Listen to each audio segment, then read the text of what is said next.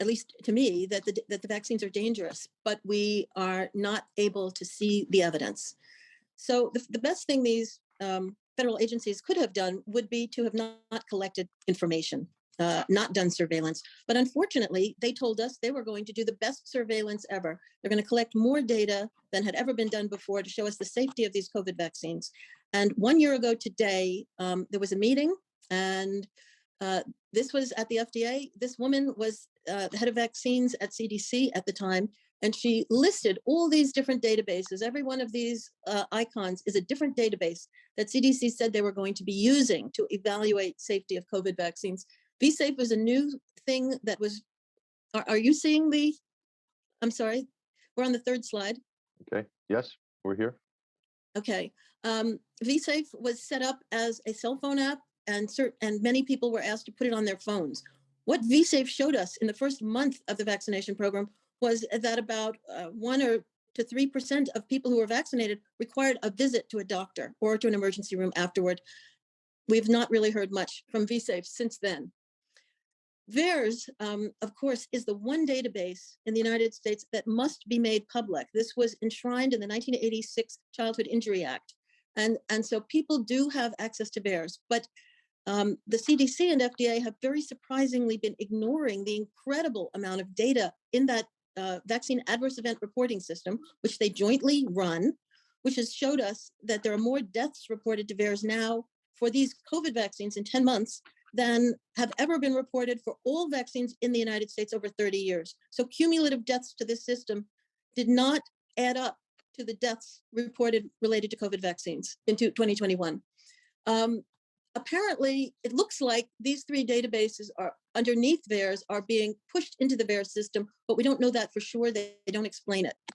To the right, in this blue box, there are databases that CDC said it didn't have online at the beginning of the program, but it would be bringing in. And by now, they should all have been brought in. So the VSD is supposedly an active surveillance system database comprised of about the medical records of 12 million Americans who belong to several HMOs.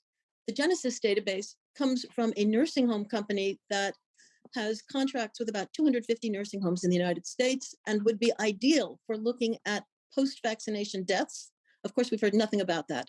The VA electronic health record and data warehouse also has information on about 2.3% of Americans who are veterans.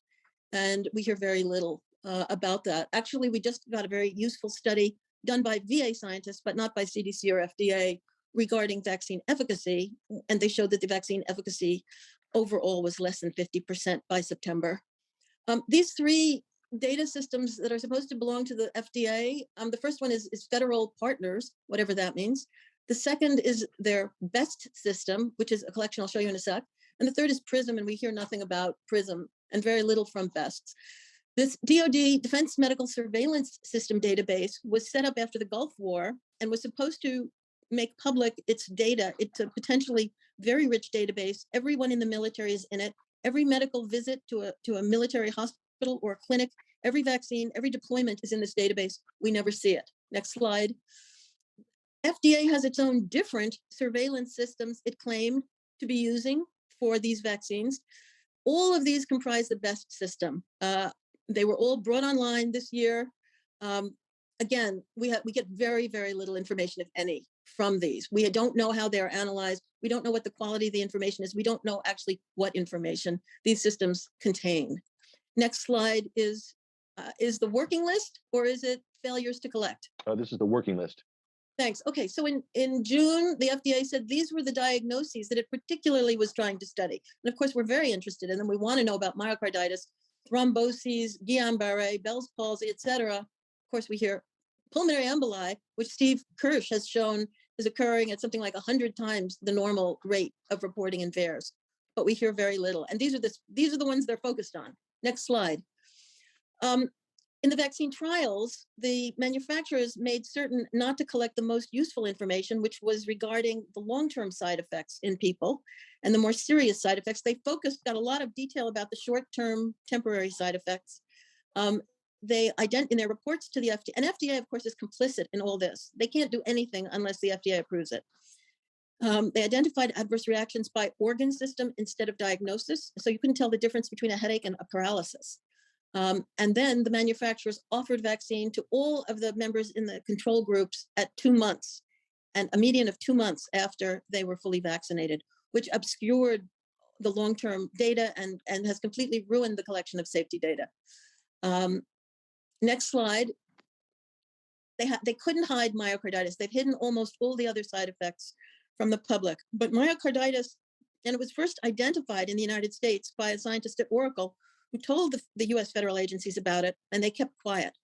But then Israel, the word got out in Israel. It was on TV. There was a lot of discussion. It was in the newspapers. And slowly the story of myocarditis slipped across the ocean, came to the United States. And 2 months after it was first reported in Israel, the FDA and CDC were having meetings about it. CDC called a special emergency meeting in June 19th, to discuss this new problem of myocarditis that they'd known about for months. And then they canceled the meeting because there was a new holiday called Juneteenth in the United States. Then they had a meeting later and sort of downplayed it. The reason they couldn't hide this, because it occurs almost always within 4 days of a shot, and sometimes on the same day. Usually the second shot, sometimes, especially in people who've had the illness before, after the first shot, 80% after the second shot. It's most common in teenagers, and we have no idea about how much of this very serious side effect occurs in the 5 to 11-year-olds. We also don't know about subclinical cases, and I'm going to tell you a bit more about that later. Although CDC says that it's a minor condition and 75% of the kids with this condition are completely better at 3 months, it's not that simple. If you have a diagnosed case, you're not supposed to get any exercise. Probably many sudden deaths are caused by arrhythmias due to myocarditis. And certainly in the pre-COVID era, a lot of people who developed viral myocarditis did require heart transplants or had a significant decrease in their capacity to pump blood. Next slide. This is data from VAERS. And if you look at the 1 week after the second shot, you'll find that in the first 2 million 12 to 17-year-old males who were vaccinated, the observed number of cases was 128 when they only expected between 0 and 4. So the effect size was so great they could not hide it. And if you graph the cases, you will see, and these are VAERS reports, per million people who were vaccinated, you'll see that the younger you are, the more likely you are to have a case of myocarditis reported to VAERS. And the reporting rate is over 100 times higher in the 12 to 17-year-olds as in the over 50s. Next slide. Now, this is CDC's analysis of the VSD, the Vaccine Safety Data Link, their HMO database of 12 million people. And they had a look at this in June. Of course, remember, they'd only started vaccinating kids under 16 4 weeks earlier. And looky here, no signal. They didn't think the incidence of myocarditis was any higher than what happened without vaccination. Now, how did they do that? Well, one way was they threw all the age groups together. The second thing they did was to throw both genders together. And the third thing they did that we know about was they used various mathematical adjustments, but they don't tell us what they are. And those adjustments most likely risk further. No matter what they looked for, whether they looked for heart attacks, appendicitis, Bell's palsy, blood clots, Guillain-Barré, they couldn't find anything, absolutely nothing. Now, we know that's ridiculous. We know myocarditis is happening, 25 or 50 times more often in young males than expected in the window of time after vaccination. And we know a lot of these other things are happening more commonly. So there is something wrong either with the data itself or with the analysis, or perhaps both. And yet CDC presents this as if it's science. Now, this is an interesting paper that is just coming out. It's been accepted for publication in Clinical Infectious Diseases in Oxford Journal. It's from Hong Kong. In Hong Kong, they looked at myocarditis cases in boys aged 12 to 17 who had been vaccinated and found 1 in 2,700 boys had a clinical case of myocarditis after the second shot. So in the graph I showed you before, VAERS reports, the reports were as frequent as 1 in 18,000, but here you can see more than 6 times greater when you start really looking for cases. Now, let me jump to some science that was done on myocarditis after smallpox vaccine. So normally, when you're performing active surveillance, you're still just waiting for cases to show up in a database. You're looking hopefully at all medical visits, but you're not actually going after people who got the vaccine and testing them in any way for the diagnosis. In this case, the military, knowing that smallpox vaccine could cause myocarditis and knowing there was a prior report in military recruits from Finland showing there were EKG changes in 1 in 30 recruits after they got a smallpox vaccine, the US at Walter Reed did a study. They had over 1,000 soldiers, men and women. They gave them smallpox vaccine and they drew blood on them before and after to see whether cardiac enzymes were elevated. And they found more than 200 times higher than expected myocarditis. So when they actually looked at these people, they found they had 1 in 220 had an actual case of myocarditis. They had blood that changed, they had chest pain, they had other signs of myocarditis, clear case. So not 1 in 2,700, not 1 in 18,000, but 1 in 220. And when they looked for subclinical cases, these were the ones without chest pain, but with elevation of cardiac enzymes to at least twice the upper limit of normal from a normal beforehand. They found 1 in 30 of the soldiers, 1 in 30 had evidence of cardiac damage. Now, this is smallpox vaccine. That study hasn't been done for COVID, but we may see something similar. All right. Here is another method for analyzing good data to make sure you don't find anything. This method is called PRR, or proportional reporting rate. It's an algorithm that can be used to compare two vaccines to each other. It has no business being used to identify whether there's a problem in one vaccine the way it's being used today.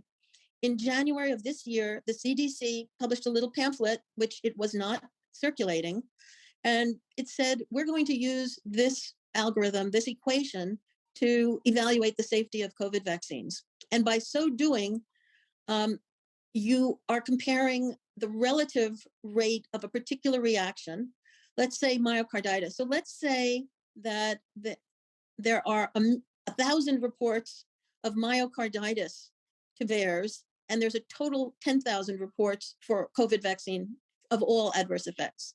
And you're comparing that to another vaccine for which there's only 10 reports to VAERS, and one of them was for myocarditis.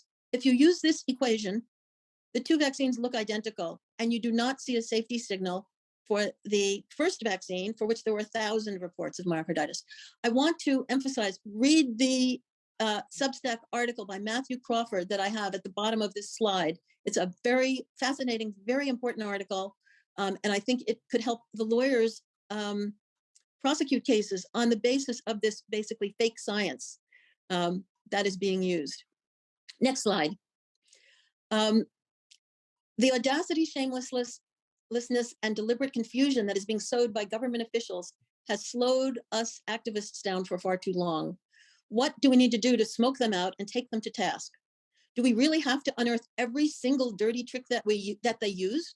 Haven't we identified enough already? Surely a pattern of malfeasance can be established. How can the lawyers, doctors, and scientists strategize together to identify potentially winning legal methods to approach what is clearly malfeasance? Thank you very much.